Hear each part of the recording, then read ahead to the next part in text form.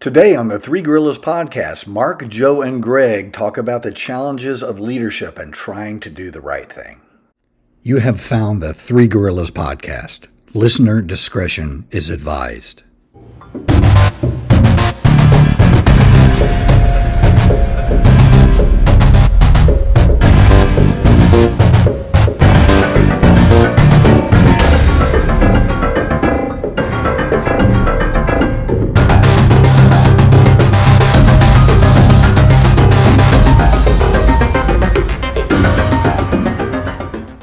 Welcome back to the Three Gorillas podcast. I am your host, Greg Lawson. As always, I'm here with Mark Sawa and Joe Escorbano.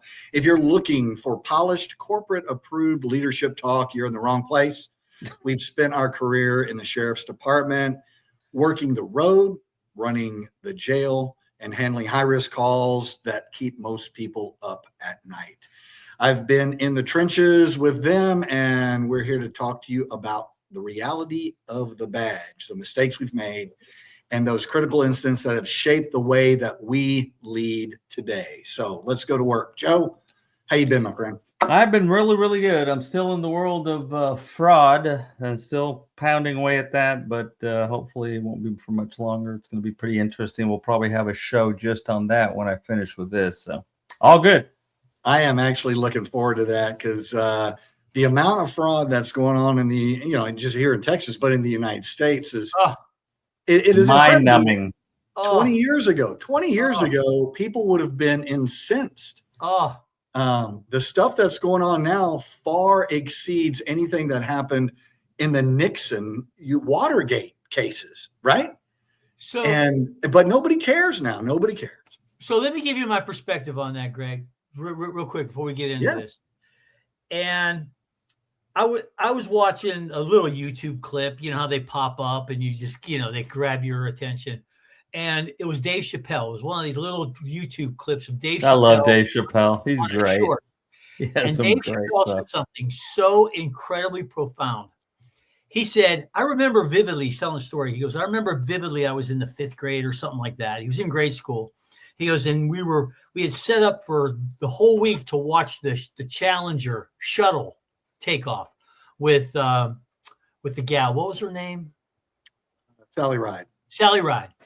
And he goes, and it was this big thing, and we were all set up, and all the kids had to make cutouts and all this jazz. He goes, and we were all set up, and some of the parents were even in our classroom. He goes, and the shuttle explodes, right?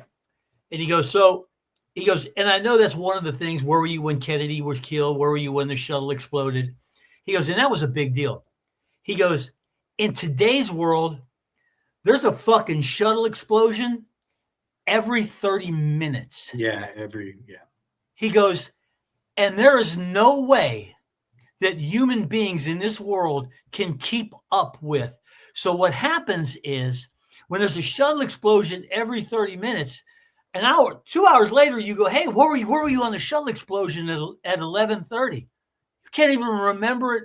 What happened on the shuttle explosion at 11:30 or something so profoundly impacting, you can't remember it because you're just overwhelmed every single day with shuttle explosions. And man, he hit it right on the head because even the most egregious crimes committed by elected officials in Minnesota, 2 days later, it's yesterday's news, man. Nobody cares about that billions of dollars because people can't even wrap their head around how much money that is. And you can't wrap your head around what's happening today. What kind of bombs are dropping on Iran? What kind of bombs are dropping on Palestine? You cannot keep track of everything because it's hitting you constantly all day, every single day. And that's exactly where the problem is. It's not that anybody cares. It's just they can't care. They cannot stay on top of it. They just can't. Speaking of Mark, how's the world of expert witness testimony these days? Well, trying to keep on top of it. It's getting bombarded every day. Pretty much the same thing, Yeah. But I will tell you, when you have that type of activity and that type of of product, you have to get real organized, and you have to get real organized quick. So that's one thing I've really, really focused on. I made a New Year's resolution that I'm going to stay on top of my organization. And I have, my wife's ready to kill me every single day, but I have stayed on top of my organization. My lawn looks like shit. I mean, I got everything. I got my work squared away, but everything else is dang sure. It's suffering. It suffers. You can't be expected to do all that. It's just like the saying goes: a man cannot stock two shelves at the same time and serve two masters. That's exactly right. Can't do it. Speaking of stocking shelves, I'm spelling it STALK, stalking. Joe, I worked for you. I worked for you in SWAT. I worked for you on the street. Mark, I worked for you on the street. I worked for you in SWAT and at the academy. It's interesting on how different people have different leadership styles, right? Mm-hmm. And I think one of the things is if you're true to who you are, your leadership style is effective. I think when you try to use, some sort of acronym that's out there, whatever the flavor of the month leadership style it is that they're trying to sell to us, and you adopt these 10 bullet points out of that 40 hours of material, and you pull 10 bullet points and say, yeah, I'm going to use transformational leadership style, and I'm going to do X, Y, and Z. And you try to use this template. I believe it to be ineffective, and I can use a whole bunch of other adjectives on that. But I can say that I enjoyed working for you, Mark, because I think that leadership also has a realm of you're holding a position, right? Like the sheriff. You just can't go up there and go, hey, Sally, what's going on? High five. You shouldn't do that, because one day she might be the person that's going to be sitting on your disciplinary board, or one day you're going to be doing something that it's going to be an uncomfortable situation with financing or budgeting or policy or whatever. So there is a position that you must hold in that. And that was one thing I did. I respected you, Mark. I didn't like it, but I respected you when I came back to the sheriff's office as a deputy and you were a lieutenant and I was on your shift. You were the lieutenant of the shift. And that was fair. That was professional, as opposed to being high-fiving me, and us hanging out or whatever. Oh, yeah. And I appreciated that. And I think everybody else appreciated it, because they knew when they came to you for a professional reason. You would give them a professional, fair answer. And it was a good environment. Joe, on the other hand, Jesus Christ. No, yeah, Joe, throw me under the bus. Go ahead. No, you were that positional person as well. Yet you and Mark, you and I talked about this behind Joe's back before. As far as inspirational, he did not give a flip about cancel culture or whether doing the right thing was going to get him in trouble. That's one thing that I always really respected about you, Joe, is regardless of what was going to happen, you were going to do the right thing and suffer the consequences for it. That old thing is that don't do anything great unless you can handle the congratulations, right? And that was something I learned from both of you guys, because I always feel like my leadership style, I stole everything that I have as far as a leadership style from somebody else. And that's the best. That's the greatest leadership style there is. That piecemealing those particular components. So the organizational component, the the interaction component, the communication component. And if you do that, I think that's the best of all worlds. That's the greatest of all worlds, to be And able when to be in people, that yeah, position. and you're right, Mark, you hit it on the head, the nail on the head, because really, if you look at it, oh, Joe, what's your leadership style? Says, I have no leadership style. I'm this hybrid, so to speak, of everything that I've learned along the way, like from people like, Dan Richards, rest his soul. I learned a lot from him. One of the things I really learned about him is I hated the meetings that we'd have to have at 6 o'clock in the morning. Yeah, that's when he would have command staff meetings at 6. That means you had to get up like at 4. And, I couldn't get my workout in, so I had to wait and get my workout afterwards or whatever. And then you had to do those. But I did learn a lot. And he told me one time, he says, Joe, says, as you go up through the ranks, you will learn one thing, and one thing is going to be very true with you and everybody else. You will rise to the highest level of your incompetency when you get promoted. And as you get promoted, there's no bigger truth than that, because you do. And, nobody you got promoted to sergeant. Did they send you to sergeant school? You got promoted to lieutenant. Now what? I mean, you had to, rely on, we went to LEMET, learned a lot from LEMET. You learned from other people that you saw right there. Yeah, you could go to leadership classes and, have some guy up there talking to you about leadership. And we know all these leadership classes that they've made us attend, and I'm not even going to talk about them. I'm not going to badmouth anybody, but some of these leadership classes, I see the people teaching them, and I'm going like, dude, I wouldn't follow you to the bathroom. And it's just kind of like, yeah, but this guy's teaching me leadership. I don't know. It's just, it's one of those things.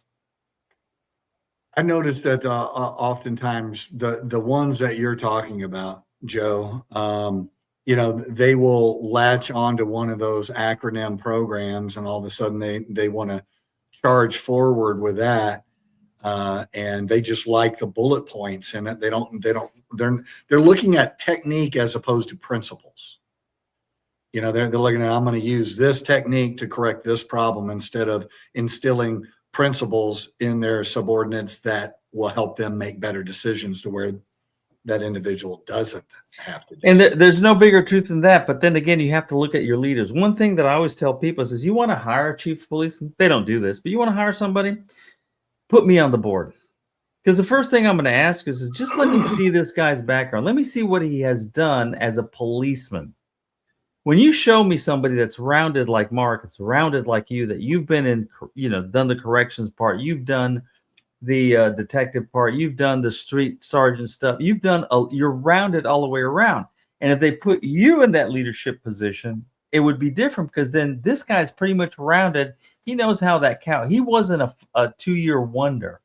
I stayed on patrol for literally almost 10 years before I even promoted, because I just liked patrol. That's what I like to do. And I learned my craft. You guys were in the trenches for a long time. Mark, you started in a place that most people, I dare to say, most cops right now couldn't hold what you did when you started your career, when you were in that penitentiary that in Pennsylvania.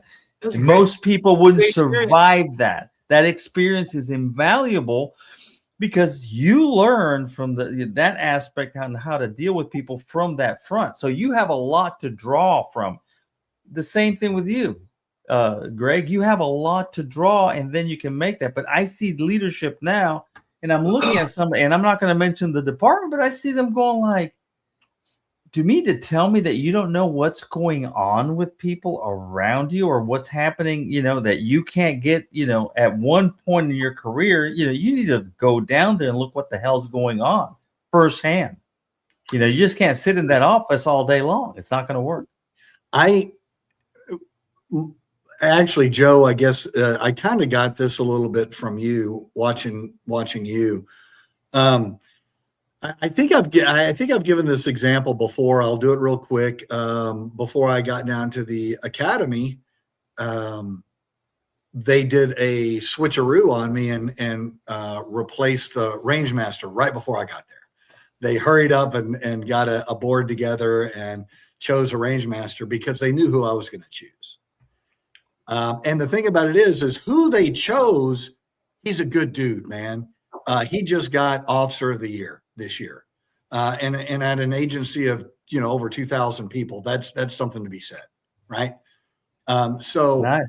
I love him, but I would not have chose him because the other individual had years and years of SWAT experience on the competition pistol team and all that stuff. And I would want that experience applied. I'm tired of you show up at the range, you stand flat footed, you draw your pistol, you shoot till your gun's empty, you holster an empty gun, you load 3 rounds and do it again. But there's a point in that. It's a qualification, right? I expect everybody to be able to come on my range fully loaded and do the qualification and work their gun however they need to work it, because they're professionals. That's what they do. We already taught all this basic stuff. We don't want that. We want an advanced thing. So when they did this to me and they chose this other guy, I called the sergeants in and I sat them down and I just said, look, don't say anything. I know what you did and I understand why you did it. But I want to hear it from you. Why did you choose this guy? Well, he's really good at paperwork. He does what he's told. He shows up to work every day. He never causes any problem.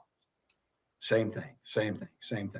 This other guy was none of that and was a wild card but a really good instructor.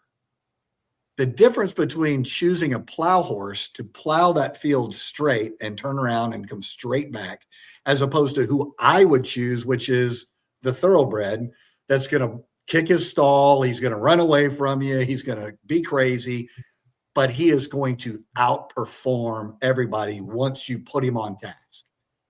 He's not going to just be plodding along. I'm not afraid of managing that crazy person. I'm not afraid of doing that.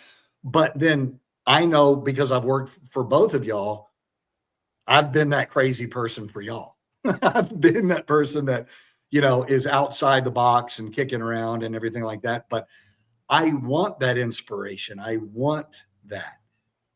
That's one of the problems with law enforcement is we have all of these supposed leaders, which when you really look at them, they're managers, and they don't want the problems. They don't want, people out hustling, because if a cop makes 100 arrests in a year and another cop makes 3 arrests in a year, who's getting complained on through IA? Who's going to catch 3 IA cases in that 100 arrests? So there's going to be some work going on with this person, but I know both of y'all handle that work and encourage that work. You're not what we're in now. I think law enforcement has adopted that cancel culture, and they're so punitive that cops are like, man, I don't want to do anything. So as a leader, Mark, how do you overcome that? If you're in an organization where all of these leaders are just trying to suppress what their cops are doing, so they don't have to fill out fleet collision packets and pursuit packets and use of force packets and all that. And so they don't mind if you go and hide in the parking garage or in a church parking lot or something and not work. How do you work that, Mark?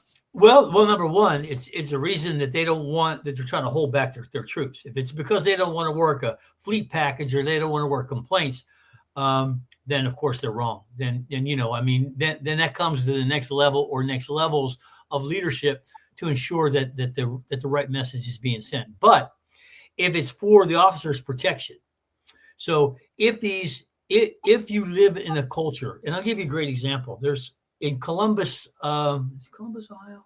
Yes. Wait a second. Yes, Columbus, Ohio. It's the home of Ohio State University. Columbus, Ohio is like a little tiny, it's like a little brother of Austin. It's almost exactly the same as Austin.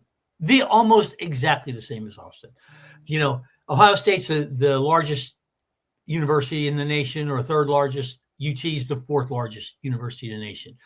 Columbus is the capital of Ohio. Austin's the capital of Texas. It's the exact same demographic, the same type of political makeup, exactly the same, only smaller, just a smaller version. And there have been some I'll use my air quotes, for Ohio standards, really contentious police related prosecutions in this last year, actually, in the last really year and a half. And they just convicted Jason Meade this past week, a task force officer working for the marshal's office. I don't know how they completed that state charge, but they did. And they just convicted him of a reckless homicide or manslaughter. I can't remember what the conviction was. They found him not guilty on the murder charge, or they hung on the murder charge. But nonetheless, they either found him guilty of a reckless homicide, which is manslaughter here in Texas, or criminally negligent homicide, which is criminally negligent homicide here in Texas. But nonetheless, another case regarding this guy named Anderson, a couple other cases that happened just in the last year and a half. So in Columbus, they have literally stopped doing any self-initiated police activity. But it's not by, hey, like this is like, the guys that are parked up at the Dunkin' Donuts going, I'm not doing shit, and doing that. No, it is a leadership issue. So it's not like the chief of police going, hey, tell those guys not to do anything. But the lower levels, and I mean not too much lower than the chief of police, are saying, don't you do a thing until we get a grasp on it. So literally, they stop writing tickets. I always wondered that no one that I have seen, and maybe you guys know, what type of economic impact the Austin Police Department has when they don't have a motor unit anymore. They don't really have a traffic unit anymore. And they used to, their motors and their traffic units used to write tickets to ad nauseum, man. I mean, those guys could crank out 40, 50 tickets a day, each guy. And now there's nothing. So I always wonder what the impact is there. But from a standpoint of leadership, it really is, it's not a colloquialism. It's not a saying. It really is it starts at the top, and the top has to send down the message that, number one, this is what we want you to do, but we're going to protect you and stand by you. And that's where the problem is, because literally these police chiefs in many of these organizations, and I'm talking an overwhelming amount of those organizations, are little mayors. They're little city managers. That's all they are. They're just a mouthpiece. And if they don't follow step by step what that manager or mayor wants them to do, they're gone. Yep. So they literally are that. So the police are like running into one another, trying to figure out how they are to do their jobs, because basically there's no information going down to them. And it's just like sitting on the fence going, which way do we go? Which way do we go? Officer gets killed. Oh, what a shame. We need to stop this. An officer is involved in a contentious use of force solely by the fact they're involved in the use of force, that intrinsically that makes that a contentious use of force. So without that leadership saying, you will do your job and I will stand by you, understand. But if you mess up, we're going to still protect you. We're going to still do what we can for you. We're not going to throw you to the wolves, but at the same time, we're going to do what we have to do. We're going to do what's right.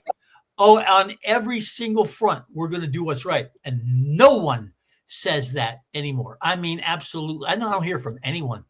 I hear from absolutely no one, other than maybe a sheriff or two in Florida, where I hear these sheriffs stand by their people. But I don't hear it anywhere in this state. Not to say it's not happening. I'm just saying I don't hear it, and I look for it. It's not like I have to have it land on me. I look for it, and I still don't hear it. Joe, the reason I didn't ask you that question is because I know exactly what your response would be, which would be very close to what he just said. And you were boots on the ground. Didn't matter whether you were delinquent in your paperwork, because you were boots on the ground every time. I don't know if you were delinquent in your paperwork, but I just I wasn't. But you know what? One thing I can tell you right now, and I don't work there anymore, is that they were paying attention to the wrong things. And I always wrote on. I had an erase board in my office, and I remember I always had a saying that I wrote up there: "Little minds concentrate on little problems." And I had a certain supervisor that was above me come in there. He said, "What is that supposed to mean?" And I said, "Exactly what it means. We can't concentrate on little problems. I can't concentrate that I didn't put a comma in a fleet package. Yeah. I can't concentrate. I can't waste my time outdoing you because, oh, when you turned this fleet package, it was missing this clerical garbage. Or I'm more concerned with the memos. I'm more concerned with you looking. Well, I want you to check all of your. Did you check my email? Well, did you pick up the phone and call me? I mean, things like that. Are you paying attention to what's going on the street? Because I assure you, you're not. And we know supervisors that go home. We've seen that before, and nothing has happened. They're not on It's station. on the news. It's on the news right now. And that's on the news. But in the sheriff's office, we had that. Well, and it's just like, we called people out and nobody was held accountable. I'm not going to say any names. That's just the truth of it. It was more of these people were completely detached of what's going on. And that comes back to something that I learned a long time ago from Mark Sawa.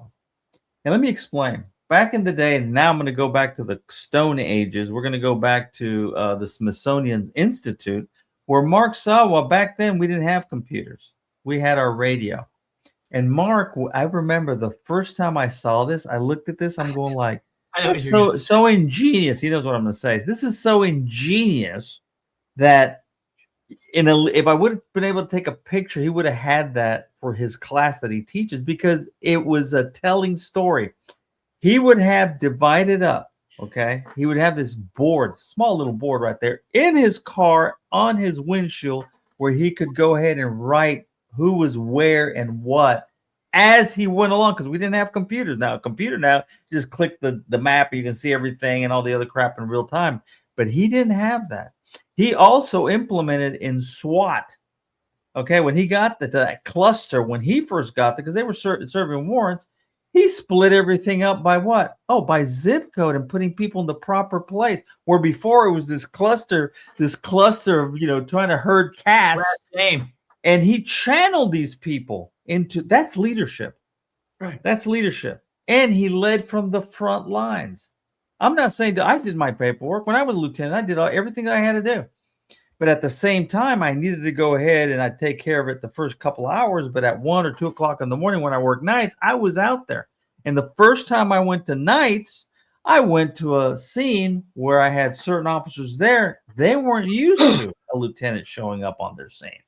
Hell, they weren't even used to a sergeant showing up on the scene. But guess who showed up? And they were like taken back.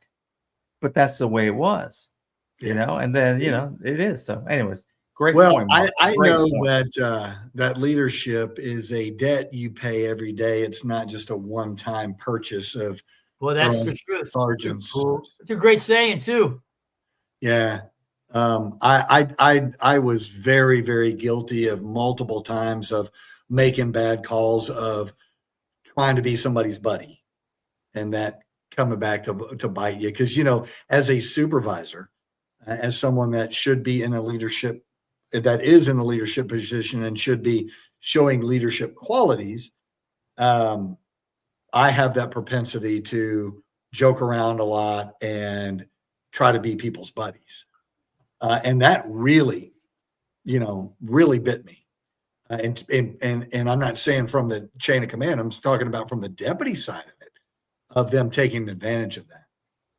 And when I knew that I needed to do something with this person, I would give them more leniency, and I would talk to them more, and I would coddle them more, and I would try to, I was trying to mentor them. I really was, but we were the same age. We came up at the same time, and they just didn't have that respect because they were jealous or envious or whatever it was that I promoted. And now they had to, or in perspective, they were supposed to do what I told them to do. And they had a real chip on their shoulder as far as that. You know what? You made an interesting point. You guys, I know you saw it because my late father, he fought in World War II, Korea, and the latter part of Vietnam. He was a warrior.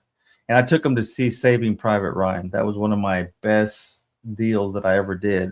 He was old, but I was able to take him. And he told me about that first scene on the beach of Omaha. He said, because he came up through Italy, he said, I've never seen anything on screen so close to combat as what I saw in that movie. But there was a scene there with Tom Hanks where he tells his men, he says, hey, Captain, why don't you complain to this and the other? He says, the way this works is that you complain to the sergeant complains to me, I complain above. It doesn't go downhill. I go up, you come up to me, I go up to complain. You will never hear me complain. And there's no bigger leadership than that. I didn't complain. I didn't say, hey, downtown, there are a bunch of nutbags. You can't do that. Even though I knew the decisions they were making, and I can show you example after example of the leadership, they made some horrific stuff. I wouldn't talk back. I heard the troops talking, but I would never comment on that. I just go ahead and make sure that we were doing what we needed to do. It sucked, but you have to do that. And it's one of those things that I had the honor or whatever to try to mentor some sergeants that were coming up behind me as I was a lieutenant. And I would, when it would happen, I would, say, hey, stop by my office, whatever. And we'd go talk. And I'd say, there's one thing in the leadership position. You cannot have a bad day, period. Well, that's true. You show up, you have, at least a pleasant demeanor on your face, and you try to inspire. And that's one of the things that, so many people at different agencies that we all know, if you ask them, they really believe that they're an inspiration in their realm. But if you ask any of their people, they're like, oh no, they do not want to hear any problems. They don't want to hear any issues. They don't want to hear anything that they were trying to fix. They want. You mean they're a legend? They're a legend in their own mind. Yeah, I know. I've seen that. They want an echo chamber, and for me, I think some of it is inspirational. You try to get people to have a good day and go do good work. But then there's that other side of trying to manage them to self-initiate and not worry about everybody. But you know what? You made an excellent point there. It's just, Mark, the same thing. What is it that we see? Officers get in trouble. Where we see all the calls, you have the disturbances where you see officers having to go and slam somebody's head or try to get them to put their hands, and it looks like they're punching the crap out of them. They're trying to get their hands out. And it's a good use of force. But the internet has changed all of that. It's just like you try to say, you have to be smart. And most supervisors, when it comes to case law, right there, Mark, you can't beat him. Okay, he can do that verse and song all day long, and he's going to go ahead and pretty much ride you like Seabiscuit on that. But supervisors, believe it or not, Mark, a lot of them don't take the time. Let me give you the biggest example of all. Anytime you ask somebody to get out of a car, they have to get out of the car. If you have a lawful or stop, they have to. They have no choice. But yet again, time and time, we see the videos over and over and over again. People acting the fools, thinking that, oh, I don't have to do anything. I don't have to get out of the car. Well, yeah, you do. Mims versus Pennsylvania, Mark, is that correct? Kind of, sort of. Am I? And you have to get out. But you see, that's where the use of force is going to come. And I can stop you right there on the spot when you see these web gurus go, oh, look, he did this, and they cherry pick what they're seeing. Sure. But you see, if a good leader will come up there and say, you know what? I saw the video. Did my guy drag that lady out of the car? Absolutely. Did she violate the law? She stopped for speeding. She was stopped for whatever. He asked her politely to get out. Rolled away. Not going to do it. Well, guess what's going to happen? There are consequences to your actions. There were the consequences. My thing to the general public is, hey, officer tells you to get out. He has it. Get out. Cooperate. Get your ticket. Go home. Live to fight another day. 14th Amendment, you have due process, move on. But you see, you have to see leaders get up there, okay, and face those cameras and face those people and tell them, hey, you know what? You can go pound sand. The officer followed what he was supposed to do in his training. Have a nice day. Like Mark, you said, they have to get up there and defend their people if they did the right thing.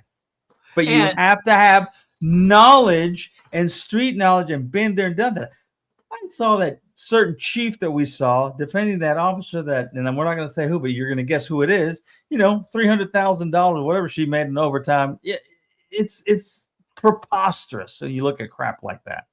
You know what I mean? When you see that kind of leadership. Sorry, didn't mean to go and take the But you know, No. when a great example of what you just said, Joe, is that when you have these reoccurring issues, like the car, like somebody refusing to get out of the car, they get all their information, all their tactics from TikTok or YouTube, and they just don't realize, and I mean 99% of them don't realize that person's turned that camera on at a specific time and then turns it off or cuts that video at a specific time to make them look like some hero.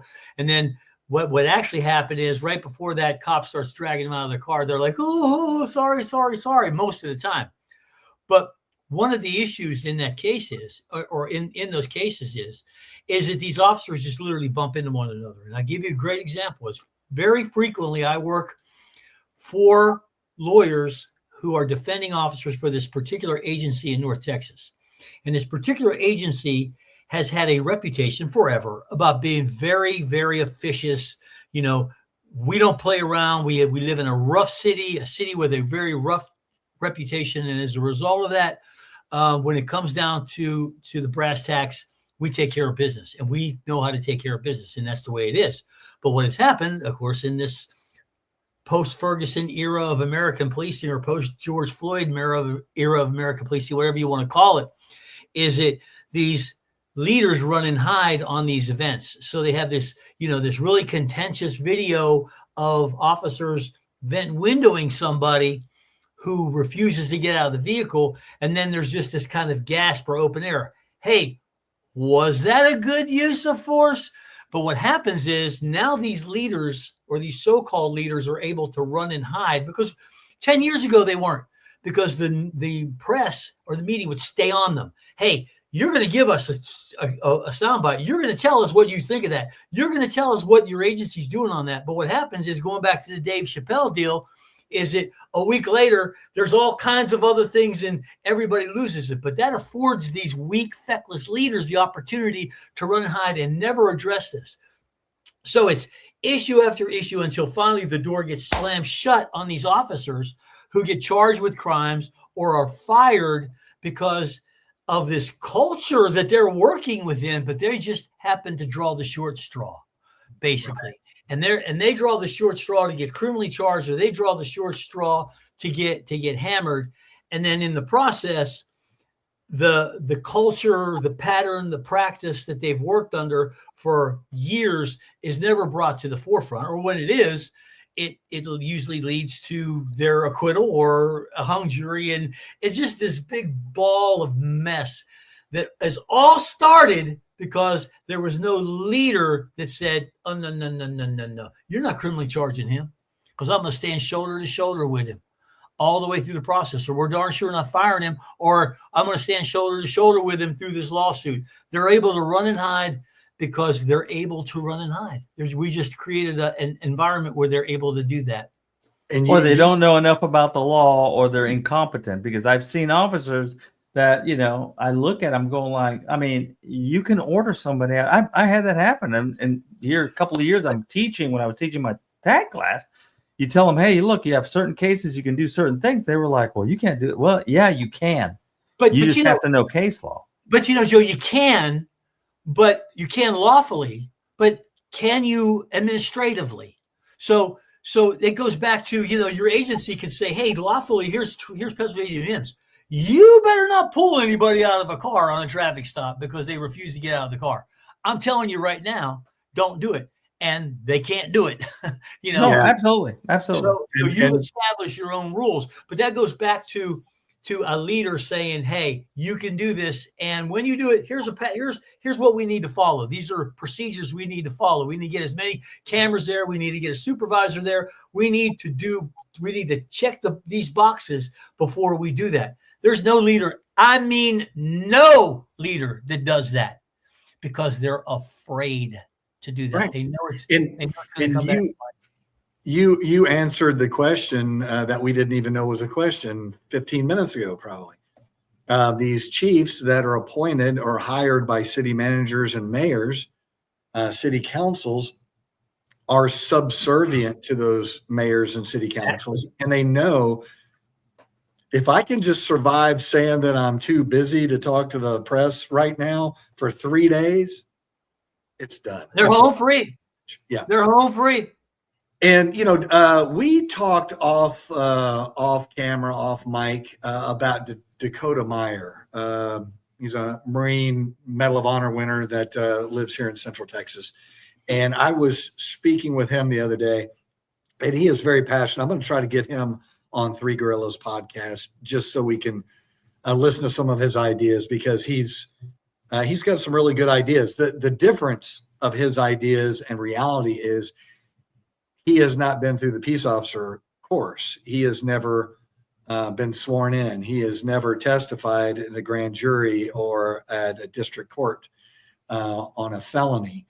And he's not privy to a lot of the court cases that restrict law enforcement, sometimes enable law enforcement, but more often restrict law enforcement's behavior, which is a good thing in many cases. It is, certainly.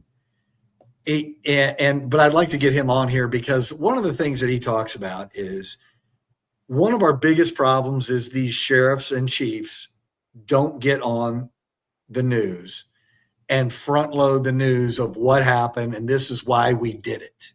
With the information that we know right now of what happened, this is why we did it. This is why it's a lawful thing that we did.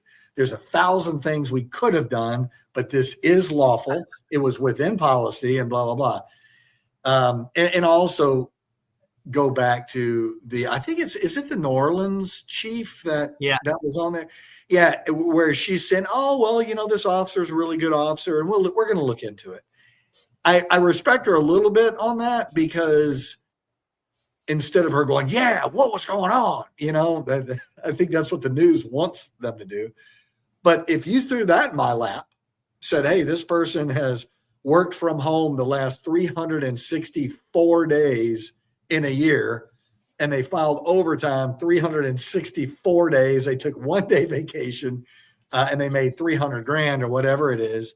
What do you have to say about that? Oh, well, this officer's a really good officer, but we're looking into it, and I just can't imagine her doing that, but we'll look into it. Okay. It's what it is.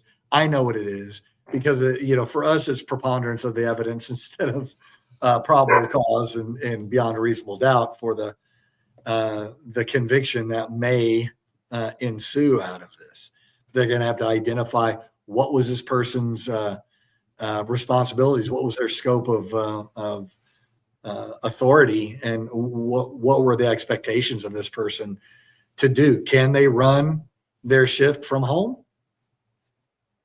I don't think so, but I know a bunch of people that in the sheriff's office have done that and run it from home. Yeah, that's pretty cool. It happens. It happens. Oh yeah, I'm sure it does. Hey, I'm sure it does. But you know what? If you look at anybody, show me a platoon, any platoon. I can look at them. And you've been there, Mark. You've seen it. We talk in places that people don't hear us, in parties that we don't want to speak about. But you want me on that wall. You need me on that. And they're there. You can look at those leaders and you know who they are. When you were working there, Mark, and even Greg. Hey, Greg, platoon X, Y, and Z. Did X, Y, and Z, and you would be rolling your eyes because you knew. Well, look at what that certain lieutenant did, and you're rolling the eyes in the back of your head because they were broke. I'm not going to say it here, but they were. And everybody in that platoon, you're going to have a bunch of rods retired on duties or whatever. And, it starts there. If you look at any department, it starts at the top.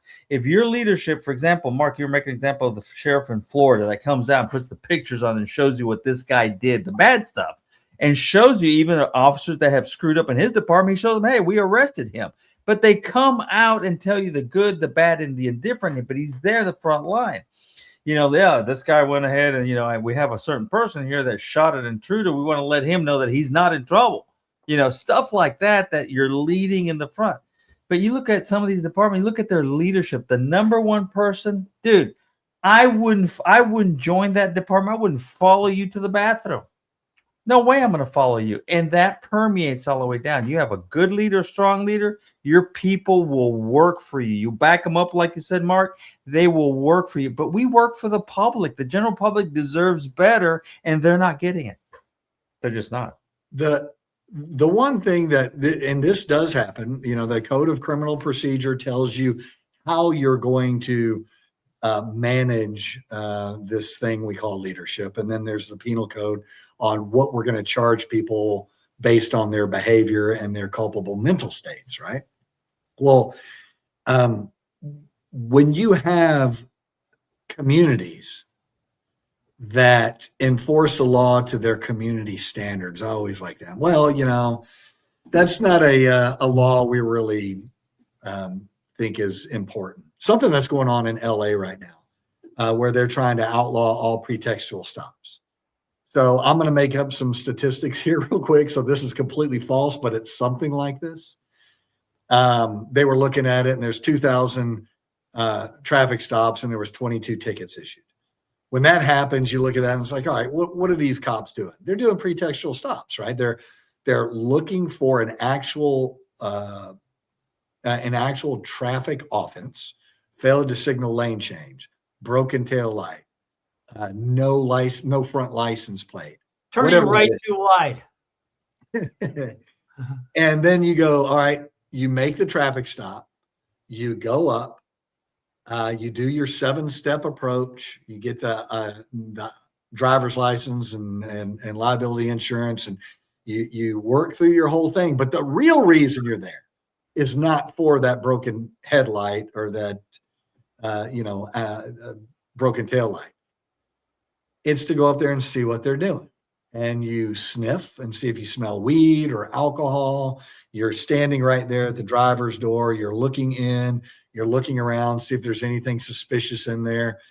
You conclude the traffic stop, hopefully. And then you say, hey, by the way, you don't have any drugs or anything in here, do you? I'm like, oh, no. Well, you wouldn't mind me looking, would you? And if they say yes, well, then they come out of the car and you get to look in the car and everything. And there's that, there's some case law that talks about sequential, when you should ask these questions and when you shouldn't. My point of this is LA, Drug Central, right, is outlawing this type of police work.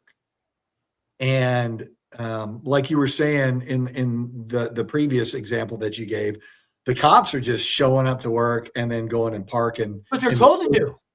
I mean, basically, you tell them that's what we want you to do when you initiate a law like that. Yes, what you told them to do. Well, and the opposite of what LA should do is just go out there and go, hey, guys, the work that you've been doing is not sitting well with the people that have oversight to our agency. When you stop a vehicle, write them a ticket. And that's what should be happening. Now, all of those stops need to continue. Broken tail light, no front license plate, all of those things that lead to a good burglary arrest, a good drug arrest, a good sexual assault arrest. But now just write that ticket. Now everybody's going to get tickets is what's going to happen if the leadership is there to push that forward. What do you think about that? Could you imagine what happened to a police chief, Greg, if he went to his troops and said, you know what, when you make a traffic stop, you better write somebody a ticket on that. Yeah. Oh, and they would all freak out. Oh, we got quotas now. Oh my God, Mark, that would be the debauchery of debaucheries.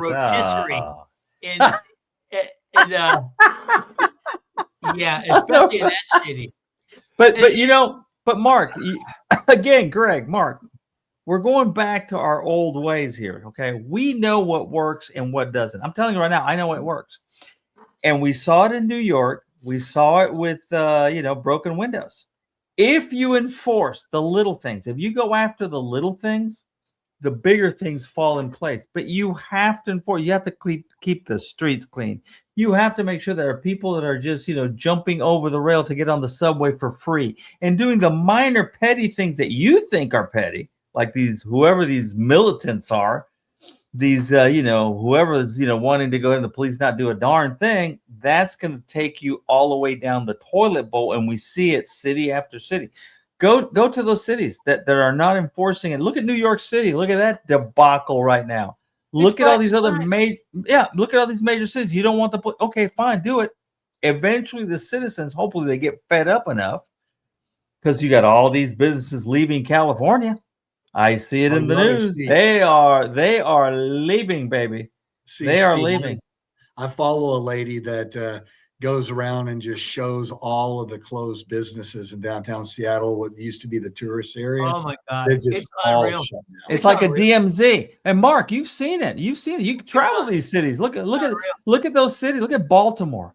It's unreal. I mean, my God. I mean, those cities were thriving. They were good cities, and they've let them go. You want to do this? Great. There it is. You're going to get it. And it's funny, if you want to see a difference, go watch a movie that was made and the set was in San Francisco in the late 70s, or Sleepless in Seattle. Dude. And see what that city looked like in 1979 or 1982. And it is 180 degrees difference. Mark, Kensington, where you used to live at, what it is now. When you were living there, it was the jewel of a place. And now, oh my goodness. Same thing. Unbelievable. You even showed me, I remember I sent you a video of all these people all drugged out. The place looked like hell. He said, Joe, I lived a block or two just down the street from there. It was incredible. Incredible. So with all this, as a leader, what I would constantly tell people is, we would go to show up. The meeting before you go out on the street, everybody gathers up. You go to the show up room. Everybody checks their distribution and gets their supplies. Close patrols. Don't forget those. Close patrols. Yeah. Check those, man. You know that the guy that's doing that is a high performer.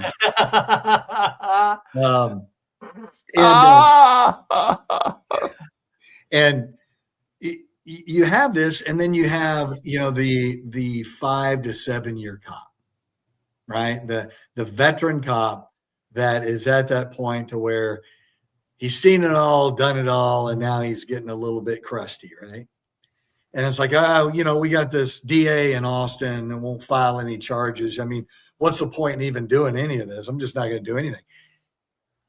In leadership, that's an excuse for you to be lazy. The legislature, people voted those people to go in there, and they made laws, and they pushed those laws back out for us to enforce it. And that's what we do. We look for suspicious persons, suspicious places. We go and conduct an interview. We develop probable cause. We identify culpable mental states and elements of a crime. And then we arrest this person, and we take them to jail, and we process evidence, hopefully properly, and sign your evidence sheet so you don't have to leave district the next night for 2 hours to go sign your evidence sheet. And if they dismiss it, they dismiss it. That's not the point. And that's one of the things that you see sergeants and lieutenants that are also frustrated and get to that point. It's like, yeah, what's the point? I mean, whatever. Let his parents come pick him up and they can take the car and whatever. And they just don't even want to mess with it. As a leader, and you have a peer, let's say as a lieutenant, you have a peer lieutenant that has that attitude. How did y'all interact with other lieutenants that were, because I know you had some. Did you just go, they're going to do their thing, there's nothing I can do to control them, I'm not going to change their mind, I'm just going to do the best I can to set a good example? Yes, pretty much that's what I did. Okay. Yeah. Same thing here. I mean, if you want to go ahead and cry in your Wheaties, my whole thing was, look, you know what? You know who I work for? I work for the sheriff of Travis County, but I work for the people. And like you said, I took an oath, a constitutional oath for the state of Texas, that I would enforce the laws of the United States, the state of Texas, so forth and so on. So my oath, again, it's my obligation. So I would tell my guys, as a matter of fact, a lot of times I would go to show up. Like one time I went to show up and I went ahead and read the Gettysburg Address. I just showed up, said, I need you guys to listen up. And I read the Gettysburg Address. A couple of them didn't know what I was reading. And I was going like, imagine that. You of all people, that's one of the most recognizable pieces of literature out there. I mean, in leadership, I mean, it is just incredible. But again, here we go again. People not knowing. You have to do your job. And I would tell them, look, I can't control what those people over there. And one thing I don't know how to do, and I would tell my guys, I don't know how to run. Okay, when I take a task on, wherever it takes me, it takes me. Wherever the cards fall, they will fall. If they don't want to prosecute, that's their business. That's their job. I'm the first level of law enforcement. It goes to the next level. The next level doesn't want to do their job. That's on them. But right now, you will take the ride. You want to release them later? Not my doing. Does it frustrate me? Of course, at a certain point it does. But at the same time, I'll keep on putting them in jail because that's my job, to keep those people safe. And a lot of people, like you said, get eroded from that. They get cynical and they don't want to do anything. But in the case of LA, in the case of Seattle, wow. I mean, they're going to suffer. And you're going to see it in a big, big, big way over there too, which is going to be tough. Tough to watch. But they've been eroding that place forever. Yeah. That was one of the things that was always very frustrating, I think, is oftentimes the 5 to 10 year officer would have more influence over the troops than the sergeant or the lieutenant, because they're embedded with them and they're doing stuff every day. They're eating lunch with them every day. And that cancer of negativity would eat. And then this individual would just spread it and spread it more and more and more. And it was always very frustrating to deal with, especially if you had one that would smile at you and say everything's going great.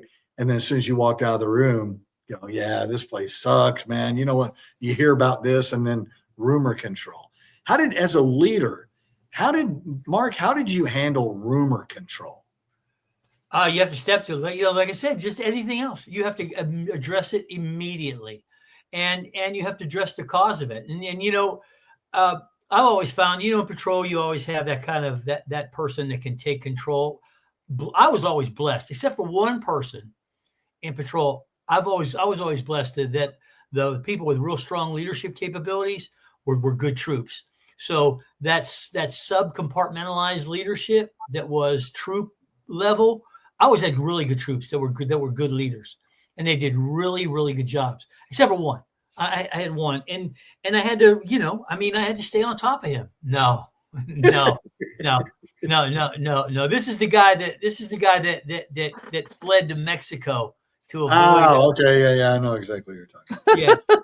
So he was the only one. He was the only person I ever had that was a horrible troop, and he just had a natural leadership capacity, and people followed him, and so that's one of those deals where you just, I mean, I hate to say this, but it's true. You have to cut him out at the knees, man. You have to take him out at the knees, because he is that type of thing.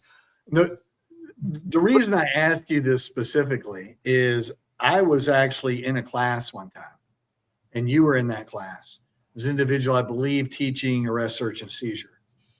And this individual, as an instructor at the academy, started telling stories without naming people and just being real generic about it, about how cops will plant evidence and, you know, and it was so beautiful. You were, if I remember correctly, we were close to break, but you went ahead and said, hey, let's go ahead and take a break right now. You got up and you're like, you come here with me. and you went and had a discussion with this guy. Because as an instructor, you can't be up there pontificating manipulation and do you like that, pontificating? What's pontification? Yeah, can I look it up on Google? I am going to Google pontification. Well, everybody's going to have to look up. Isn't that what they used to do at that dirty bookstore over on top? Hey, over on Thompson Lane. Jesus. And you said Wheaties a while ago. Half the people that are listening to the show have never eaten Wheaties. And then, Mark, you said vent glass. Nobody knows what a vent glass is. What are y'all talking about? Yeah, vent window. Pontification. Hey, let me end with this story because Mark was in there and he almost died laughing. We're talking in this class, and I don't know who was talking there. They were saying that, we're talking about trauma and everything else. And you know how it is in trauma, and we're in the class looking at each other, rolling our eyes and stuff like that because this guy's up there talking about all this stuff. Well, a certain person, I'm not going to mention his name. He's a good patrolman too, but very cynical, but a good guy. And all of a sudden it says, well, what happens if, somebody like I kill myself or whatever, are they going to put a flag on me or whatever? And I looked at him and said, of course I'm going to put a flag on you. And then some other leader, I'm not going to tell you who his name is, but you know Mark who he is. He says, well, you can't do that. I'm going like, and I look at that sergeant and say, well, why can't I do it? Because it's against the law. I says, what law? And he said, well, it's flag law. Yeah. Flag law. Yeah. And I look at, this is a supervisor. Yeah. And I'm looking at him, and everybody else in the classroom just froze for a second because they saw my face and they knew I was going to pounce on him. I was going to go on him like the U.S. Air Force over Baghdad, dude. And it was just like flag law. Okay, here's the penal code. Could you please point out where flag law, if I want to put a flag on this guy, even though he blew his own brains out because of police work? Oh, my God. And I'm looking at it. Vivid example. These guys invent crap, too. Yeah. You can't do that. You can't do it. And you see that all the time because, I'm a lieutenant now. I know everything. And I for sure, I walk on water now because I went ahead and got anointed. Doesn't work that way. You have to show your stuff. Flag law. What we were talking about earlier, I think that if you're honest, if your leadership is honest to your character, like I would never try to y'all know my character. My leadership is going to be affable and, hey, let's go get this thing done. And I'm not going to be going, well, every time I respond to a scene, I do X, Y, Z, because y'all know I don't. Right. And I think it's a responsibility of good leaders, like you did, pull somebody aside and go, hey, man, you're in a leadership position right now. When you're just running your mouth about stuff you don't know about, it really damages everybody. And since you did that, you really need to look this up. And then next time at show up, correct yourself. Say, hey, guys, remember when I was talking about this?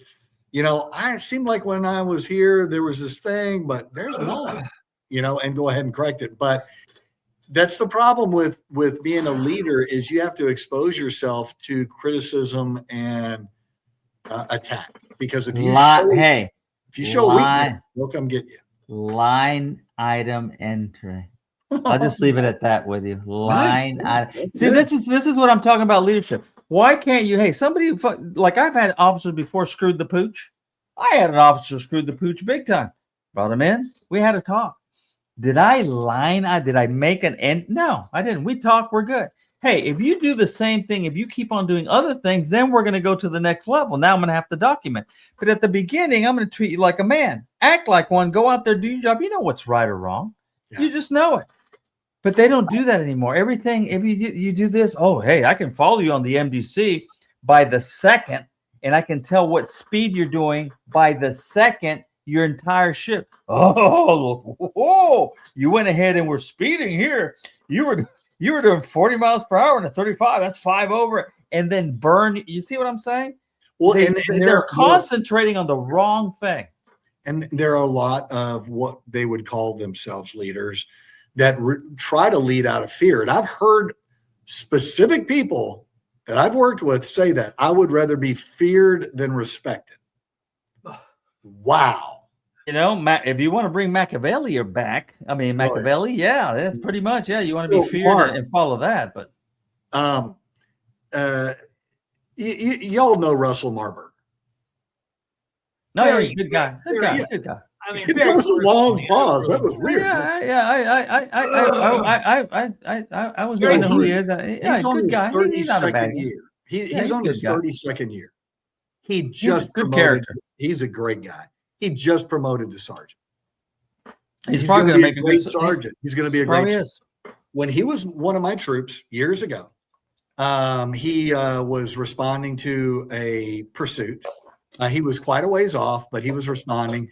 And of course, we had to look at, because it was a pursuit package, we had to look at the video. And he was doing 127 miles an hour down 71 at 2 o'clock in the morning. Now, if you have your headlights, your high beams on, you're overdriving your headlights by about 300 feet, right? So it doesn't matter what jumps out in front of you, you're going to hit it at that speed. So I bring him in.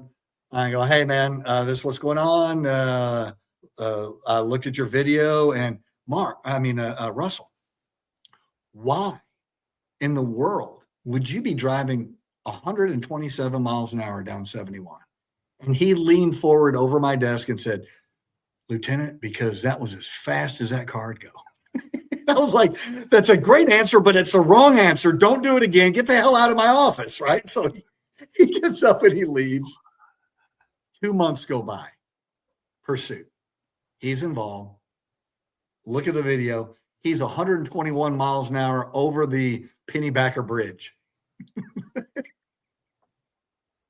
cuts off an 18-wheeler and takes the exit right there at 2220. I call him in. I was like, hey, Russ, this is what's going on. I'm not going to ask you that question again. He goes, yeah, I was going 120 miles an hour. I was like, 122. We're not doing this again. Do you understand that? He's looking at me and said, next time you do this, I'm going to call your wife and I'm going to have her come in and we're going to have this conversation, this debriefing together. And he was going, that's fine. I won't be doing that anymore. I said, I'm serious, dude. I'm going to call your wife and I'm going to have her come in here and we're going to have this counseling session. Well, you know where Wells Branch Parkway is. Wells Branch Parkway. Wells Branch Parkway. How many? It has all those curves and everything else. Mark, you know, very familiar with it because we used to go to a place over there, which we will not mention. But Wells Branch Parkway, all these.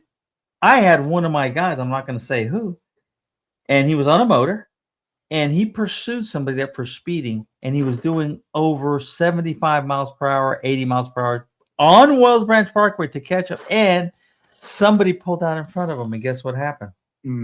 Oh, yes, he went to the hospital and everything else, but you just have to wonder, said, you were pursuing a speeder on this road of all roads. I said, you know what? You're getting days off. Oh, yeah, and I did. I gave him a reprimand and recommended days off. I said, you could have killed yourself, and I had to go talk to your wife, dude. Right. He didn't like it, and I said, I don't care. You were exceeding that speed limit for a speeder on Wells Branch, where you know that at that speed, they're not going to see you, especially on a motorcycle. Even with lights, they're not going to perceive you until you're already in their back pocket and you're done. You could have killed yourself. No, I will not have it. Well, and I gave him the thing is like with Richards, Chief Richards, or Sheriff Bailey, or Margot Frazier, and many others. When you were disciplined by those leaders, you knew that's what it was. Here's your discipline. Now go out and do great stuff. It wasn't punitive. It wasn't retribution. It wasn't a retaliation. Penny Annie. It was because they cared about you and they don't want this to happen again. Yep. Penny Annie. Guys, Penny Annie. I think we can probably do this 4 or 5 more times. So we should 400 times. We should do it. We have more stories too. I love that story that you told me. That was pretty good. I like that. Mark, you got anything to wrap this thing? Nope, man. We hit it on the head. No.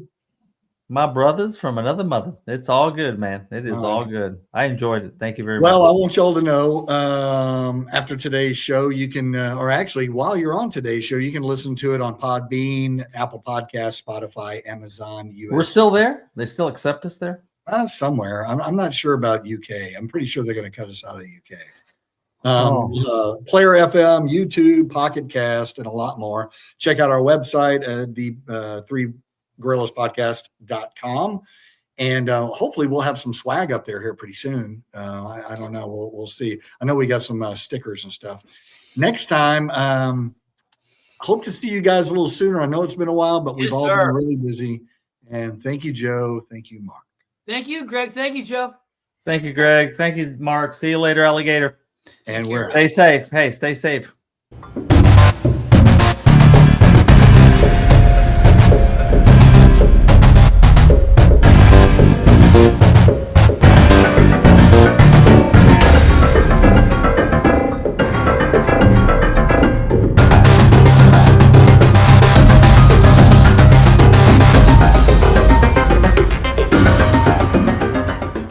Three Gorillas Podcast is a zombie advocacy production.